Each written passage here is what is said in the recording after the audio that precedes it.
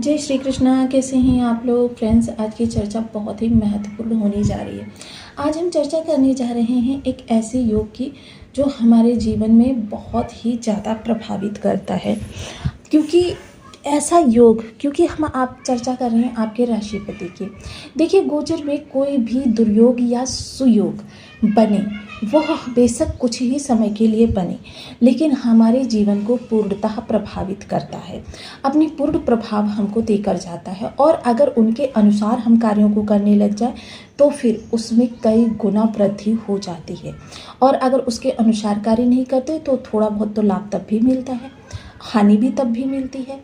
तो आज हम जिस योग की चर्चा करने जा रहे हैं वो आपके राशिपति के द्वारा निर्मित किया गया योग है। और यह ऐसा योग है कि जिसे हमारे ज्योतिष शास्त्र में सर्वश्रेष्ठ योग माना जाता है। अब इतना बड़ा सर्वश्रेष्ठ योग यदि हमको प्रभावित कर रहा है तो इसका मतलब ये है कि गोचर हमसे कुछ कहना चाहता है।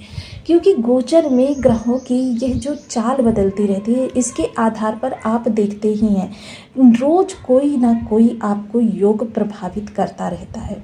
और जब कोई ना कोई योग प्रभावित करता रहता है, जिसकी वजह से क्या होता है कि हमारे लिए राजयोग या दुर्योग बनते बिगड़ते रहते हैं, जिसकी वजह से हमारे जीवन में जो ये नित्य हमारी क्रियाशैली या रोज की दिनचर्या परिवर्तित होती है, ये उत्पन्न होती है। तो चलिए चर्चा को आरंभ करते हैं और इस चर्चा का कारण जानते हैं। और अपने जीवन में गोचर से अधिक यदि प्राप्त करना है तो वीडियो को पूरा जरूर देखिएगा, क्योंकि जब आप वीडियो को पूरा देखेंगे तभी सारी चीज़ों को बेहतर तरीके से समझ सकेंगे और फिर अपने कार्यों पर इम्प्लीमेंट कर सकेंगे। जैसा कि टाइटल में लिखा है, मीन राशि 18 मई, गुरु चंद्र गज केसरी, एक साथ 8 भाव प्रभावित, समय बहुत उत्तम है, लूट सको तो लूट लो। तो लूट इस समय पर कहाँ से उत्पन्न होती हुई दिखाई देगी? यदि आपके लग्न में 12 नंबर बना हुआ है तो ये राशिफल आपके लिए। यदि कुंडली में कहीं भी चंद्रमा के साथ 12 नंबर बना हुआ है तो ये राशिफल आपके लिए। कुंडली ना होने की स्थिति में आप इसे नाम राशि से भी देख सकते हैं। यदि अभी तक आपने अपने इस चैनल को सब्सक्राइब नहीं किया है तो प्लीज़ सब्सक्राइब कर लीजिए, वीडियो को लाइक कर दीजिए, चैनल को शेयर कर दीजिए। इससे होगा क्या कि हमारे आने वाले हर वीडियो की नोटिफिकेशन मिल सकेगी आपको सबसे पहले। एक प्यारा सा कमेंट करना बिल्कुल ना भूलें। कमेंट से हमें बहुत मोटिवेशन मिलता है, हौसला मिलता है और ये पता चलता है कि आप और क्या जानना चाहते हैं। तो काफ़ी महत्वपूर्ण ये चर्चा रहने वाली है, क्योंकि इस समय पर अगर देखा जाए तो बुध वृषभ राशि से गोचर कर रहे हैं और गुरु जो है इस समय पर अपने कारक स्थान यानी चतुर्थ स्थान पर गोचर कर रहे हैं और इन्हीं के साथ शुक्र अति विशिष्टकारी होकर बैठे हुए हैं इस समय पर आपके सुख भाव में। तो देखिए, चंद्रमा की चाल के आधार पर यह चर्चा का विषय रहने वाला है। चंद्रमा बहुत ही महत्वपूर्ण ग्रह है। मान लीजिए आपके कमरे में एसी लगा हुआ है, उसका स्विच भी है और वायर में इलेक्ट्रिसिटी भी है, लेकिन जब तक क्या आप स्विच ऑन करेंगे नहीं तब तक क्या आपको एसी की हवा मिल जाएगी? बिल्कुल नहीं। जब आप स्विच को ऑन करेंगे तभी आपको एसी की ठंडक का आभास होगा।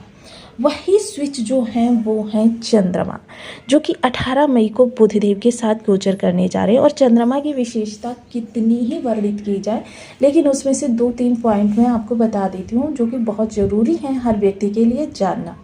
क्योंकि चंद्रमा जिस भी भाव में जाते हैं वहाँ पर अपनी पॉजिटिविटी या निगेटिविटी, मान लीजिए चंद्रमा आपके शुभ है और इस भाव में आपकी पहले से नकारात्मकता है, बुध के द्वारा, भाव के द्वारा या फिर इस राशि के द्वारा, ये तीनों ही कारणों से या किसी की दृष्टि के द्वारा, तीनों ही कारणों से यदि यहाँ पर कोई भी निगेटिविटी हो और चंद्रमा आपके शुभ है तो ऐसी स्थिति में जैसे ही चंद्रमा इस स्थान पर आएंगे तो यहाँ से 50% नकारात्मकता को समाप्त कर देंगे। नेक्स्ट भाव में आएंगे, वहाँ की नकारात्मकता को समाप्त करेंगे। और अगर वह भाव में नकारात्मकता नहीं है तो फिर सोचिए आपके वहाँ पर शुभता कितनी ज़्यादा चंद्रमा फैला देंगे। दूसरी चीज़, यही चंद्रमा अगर निगेटिव है और भाव बहुत शुभ है तो जाते ही उसके प्रभाव को 50% कम कर देंगे। तो देखिए, और चंद्रमा कितने दिनों में अपने चक्र को पूरा करते हैं? 28 दिनों में। चंद्रमा पृथ्वी का सबसे समीप का ग्रह होने के कारण सबसे ज़्यादा प्रभावित करने वाला ग्रह माना जाता है, सबसे तेज चाल चलता है और जल पर कारकत्व जो होता है चंद्रमा का होता है। और हमारे शरीर में चंद्रमा की वस्तु यानी जल 80% होता है।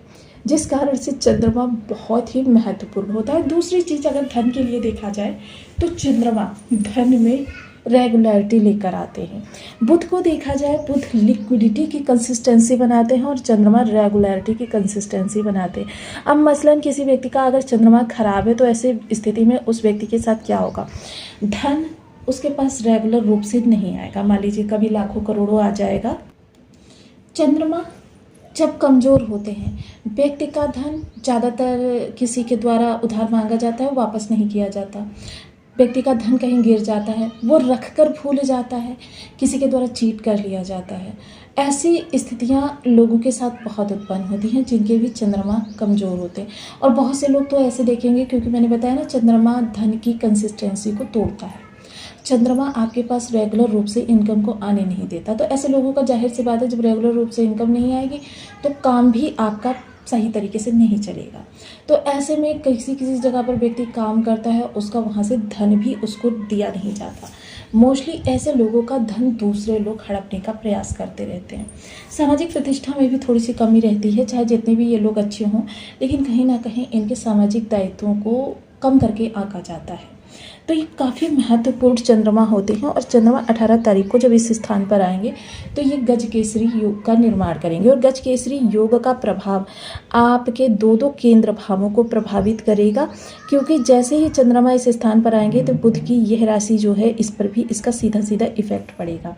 अब यह चीज़ जो है सीधे आपके भाग्य पर दृष्टि डालेगी, तो भाग्य का इसी दौरान उदय होना माना जाएगा, क्योंकि भाग्य का उदय होगा गुरु की दृष्टि, चंद्रमा की दृष्टि, क्योंकि ये दोनों परस्पर एक दूसरे के सहयोगी और समर्पित ग्रह माने जाते हैं। जिस तरीके से शनि का सबसे मुख्य ग्रह जो होता है शुक्र होता है, उसी तरीके से गुरु का सबसे मुख्य ग्रह जो होता है वो चंद्रमा होता है। अब चंद्रमा देखिए, क्योंकि आपने सुना ही होगा, मन के हारे हार है, मन के जीते जीत। तो भाग्य के प्रभाव से इस समय जो आपकी विपरीत परिस्थितियां हैं, उन विपरीत परिस्थितियों पर विजय पाने के लिए चंद्रमा के पास ये बहुत अच्छा, क्योंकि मन आपका स्ट्रांग होगा, और जब मन स्ट्रांग होगा तो परिस्थितियां कितनी भी विषम क्यों ना हो, आप डटकर खड़े हो जाएं।